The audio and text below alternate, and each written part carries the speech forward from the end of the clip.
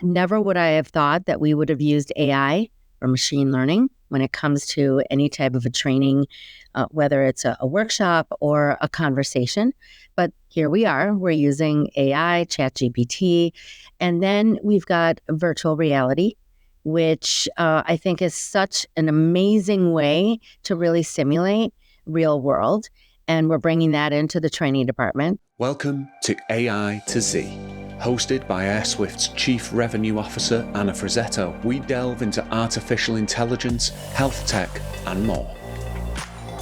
Tune in and journey with us into the future. Hi, Asfa. Great to have you here today. Let me introduce you to the audience. So Asfa is an experienced, award-winning talent development leader.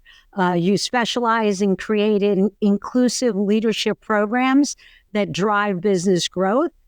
Your background is in sales, learning, and strategy, as well as expertise in data analysis and consultative selling, allowing you to develop employee programs that contribute to company goals and impact for the bottom line.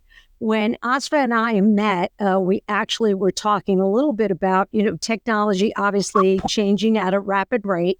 And one of the questions that I had for Asfa is, how is technology impacting the global learning and development space, especially when you start coupling that with sales, and you start coupling that with, business growth and just driving revenue for organizations. So Asfa, welcome.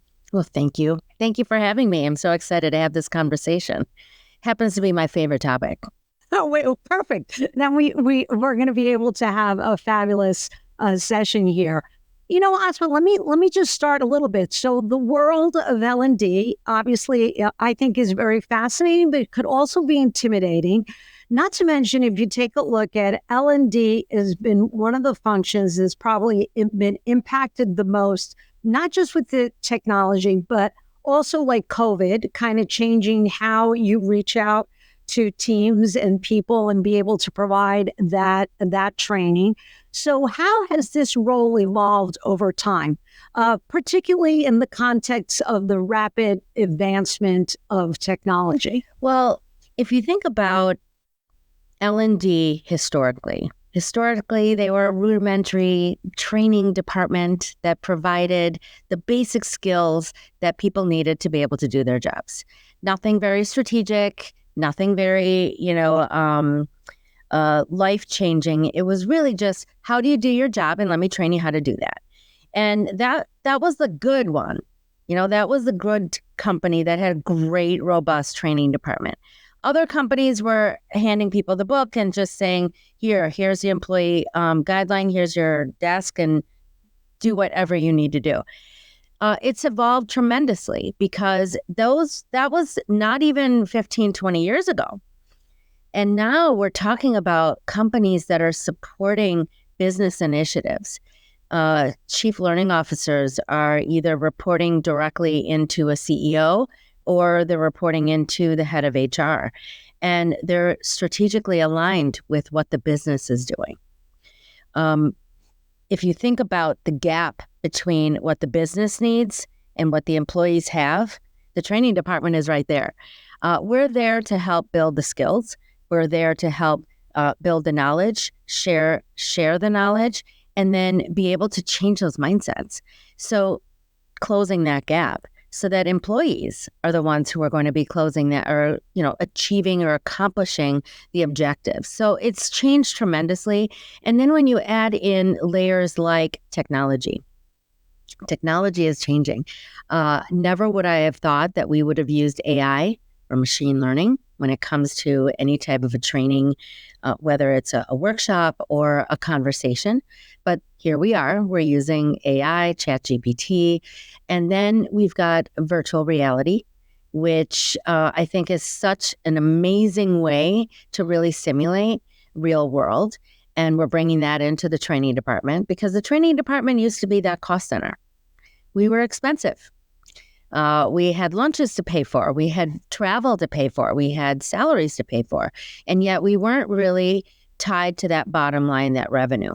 So being able to close that gap, not only from a content and a skills perspective, but also to make the line closer from the training event to revenue. And that's really how it's changed, is that we've become more strategic. Right. And, Asfa, I mean, you talk about, hitting the nail on the head.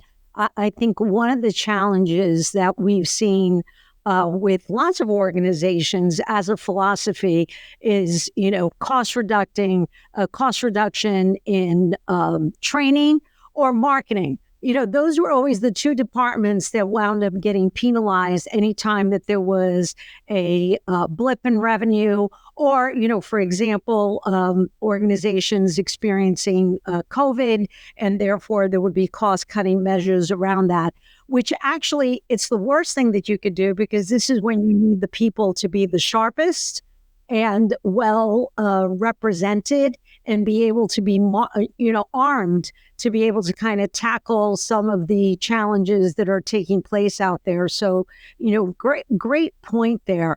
Let's talk a little bit about what some of the challenges and opportunities you see in managing L&D globally in today's increasing interconnected world. Well, we talked about this. You just talked about this. Budget is probably the biggest concern that a learning leader has, because it's not necessarily every year my budget gets cut, because it did. Every year I saw at least a 10% reduction in my budget. But the better question is what value are they providing? So that is the role of the person who's leading L&D, is to change the perception of L&D within the organization, specifically with the people that are holding my budget constraints. So whether it's the CFO, the CEO, or the CHRO, being able to help them understand the value that we're providing, regardless of what the budget amount is. And tying that value or the programs or the activities within the L&D department back to those initiatives or those objectives from a global as well as corporate perspective. If I can align my programs to what the company needs to accomplish, I then have a better story to tell and I guess a better justification.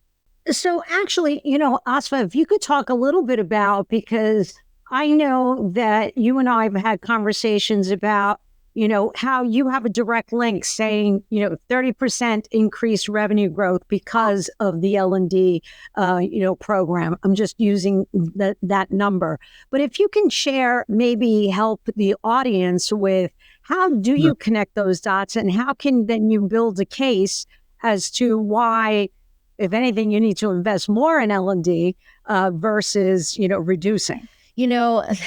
That's probably one of the biggest dilemmas that a learning leader, whether it is the head of learning and development or if it is just a facilitator, being able to tie this program, this workshop to tomorrow's revenue number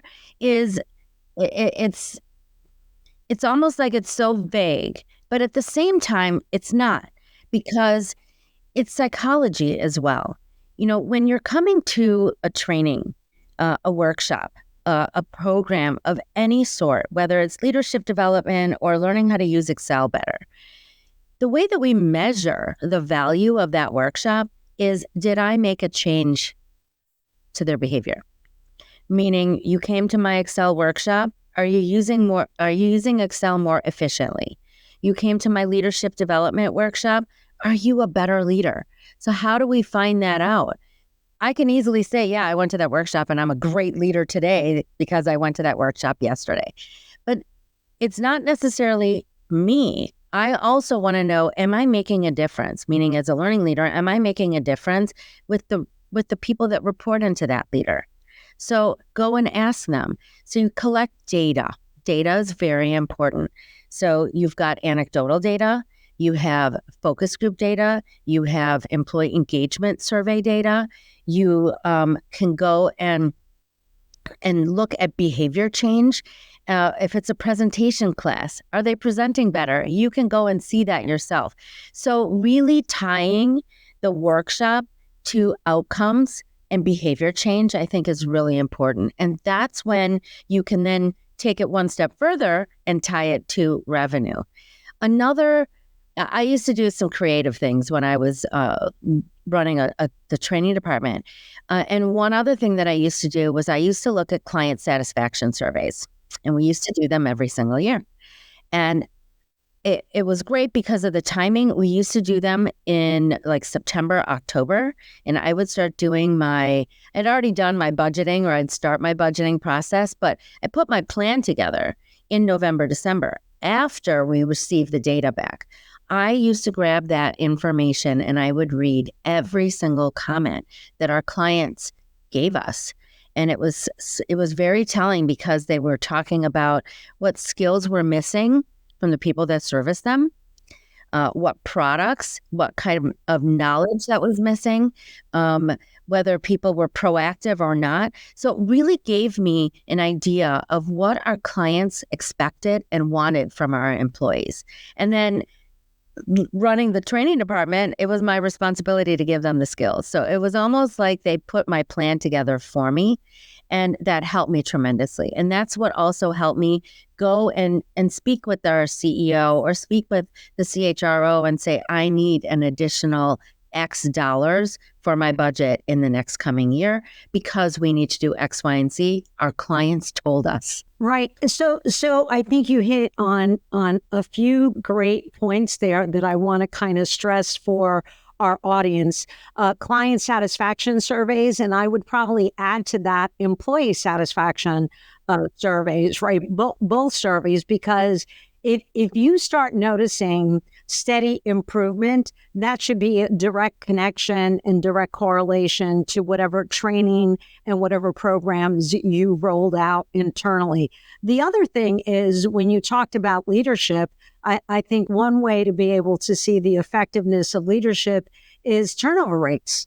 Right? If you have a leader that, was experiencing, let's say, 20% turnover rates or 30% turnover rates, but they've gone through this training, and then you start noticing a year later that their turnover rates have gone down to, 10%, there should be a direct correlation to the training that they have received. I think a lot of times what happens is training, because it's not so black and white, that it becomes difficult for you to be able to assess the value. But I think that there are some educated guesses that we can make and some analysis that we can take away from it and say, yes, there is a direct correlation to, revenue increasing, or, turnover rates improving, client satisfaction rates improving, employee satisfaction improving, and so on and so forth. Absolutely. And having the trend, so start measuring that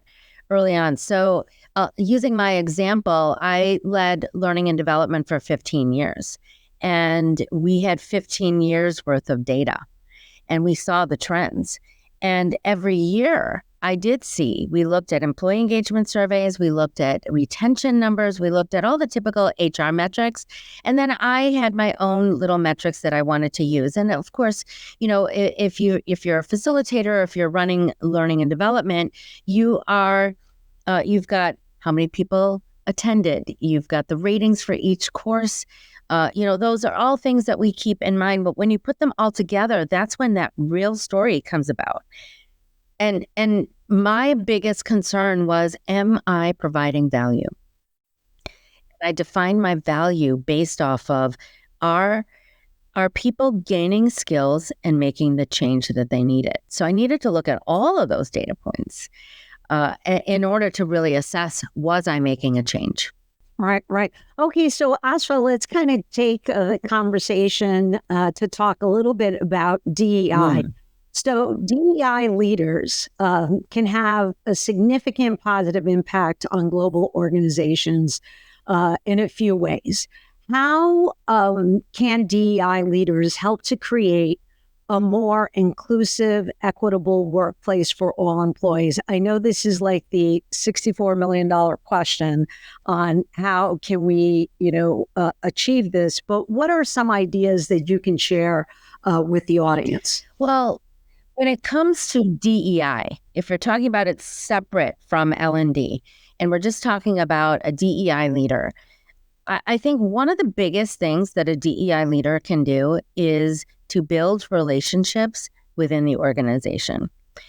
And the main reason there is not because, oh, I want to be everyone's friend. It is because if we're going to see a change in any organization, it is not only because of that one person within the organization. That one person is going to help drive change, is going to lead that change. But at the same time, every single employee from, the admin all the way up to the CEO has a responsibility when it comes to DEI. And so a DEI leader needs to be able to build those relationships, foster those relationships, and help create a culture of wanting to change and getting at the hearts and minds of those leaders. Because if you can get the CEO and that C-suite level to really embrace the idea of diversity, equity, and inclusion meaning everyone within the organization, I think that is the biggest start. And then, of course, taking a step back and really seeing, where are we?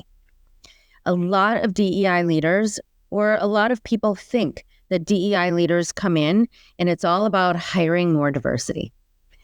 And that is a step, but it's probably not until step 10, maybe 8, maybe 7. It's certainly not step number 1.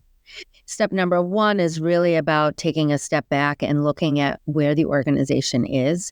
How are they feeling? What is their appetite for change? Because you're going to have people that are going to resist that change. Do you have more resistors than you have supporters? And so if you are in a situation where you have more resistors than you have supporters, you really need to start building relationships with the resistors to find out, what are they resisting? And it's going to come down to fear.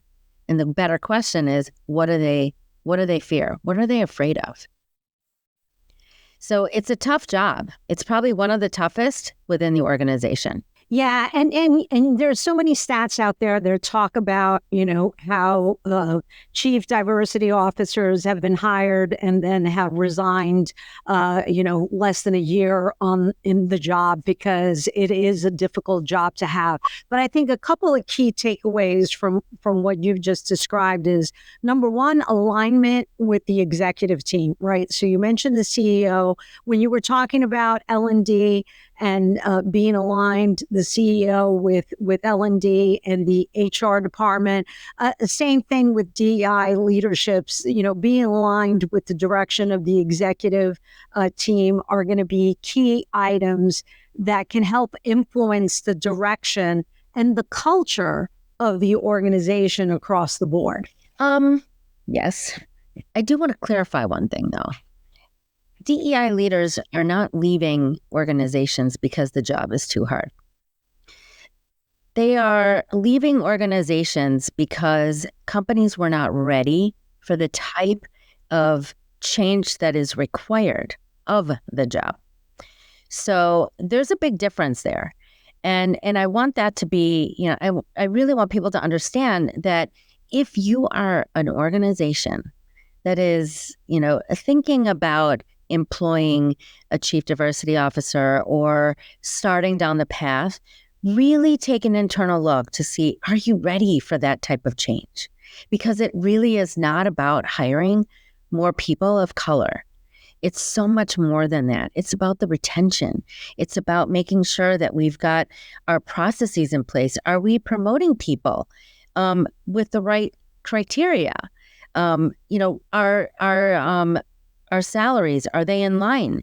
Are they equitable? Are we providing equitable opportunities for growth?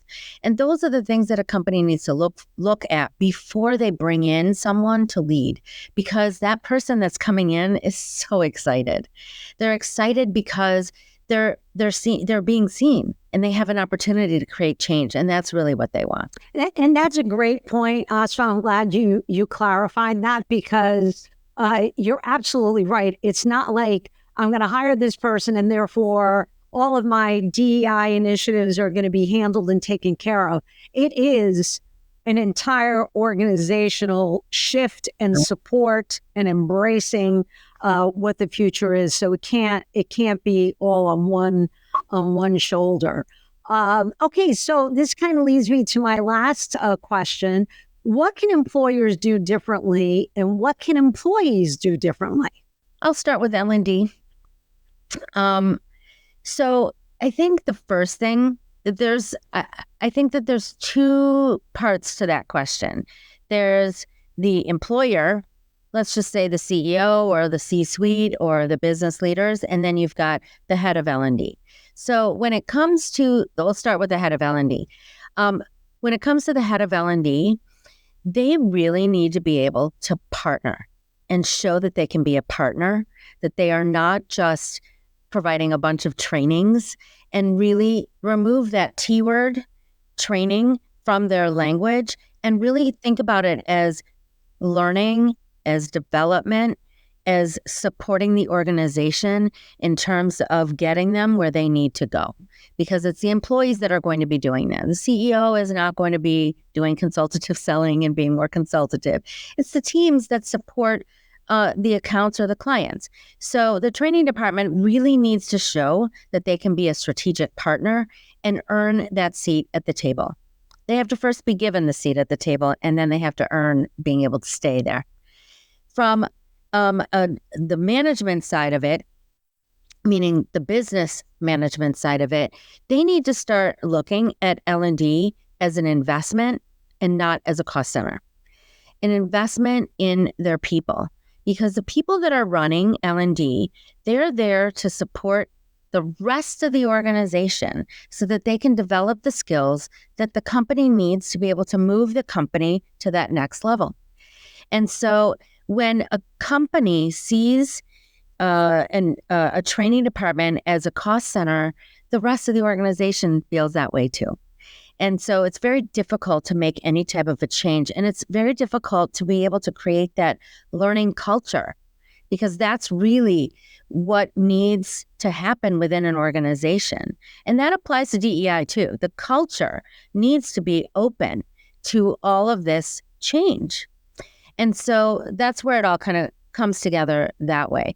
Then when you think about a learning leader's responsibility to the rest of the organization in order to accomplish some of these other things, the perception and how they're seen as an investment, we need to be able to create personalized learning plans, help people understand what their career paths look like, providing them learning in a way that they need to learn. So when you think about learning styles and communication styles, everyone is different.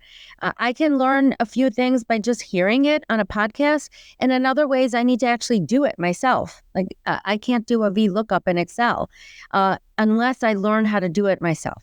So we've got to take into consideration different learning styles and having the delivery. And this is where DEI kind of blends in here too.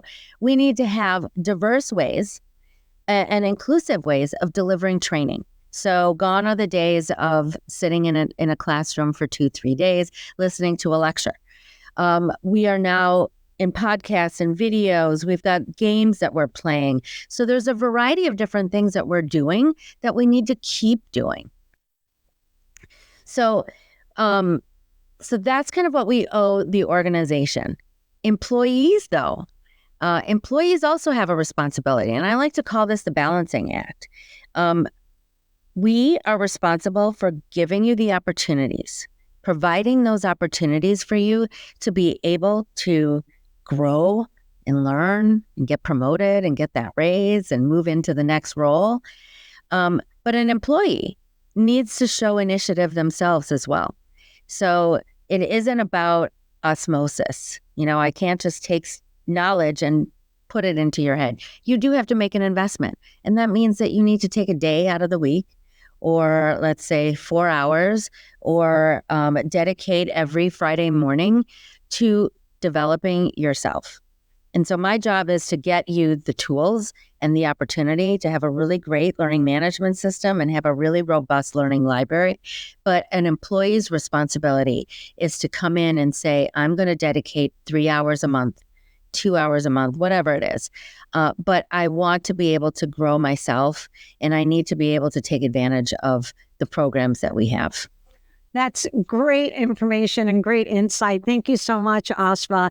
Okay, so if we were to leave the audience with one power word, what would it be? Can it be hyphenated? Sure. Learning never stops. Learning never stops. Thank you so much for your time. It was great to have you here today. I look forward to doing a follow-up. And like I said, thanks again. Thank you. Thank you for having me. Thanks for joining us on the AI to Z podcast with Anna Frizzetto. If you found value in today's episode, consider following for more insightful STEM discussions. We'll be back with another deep dive. Until then.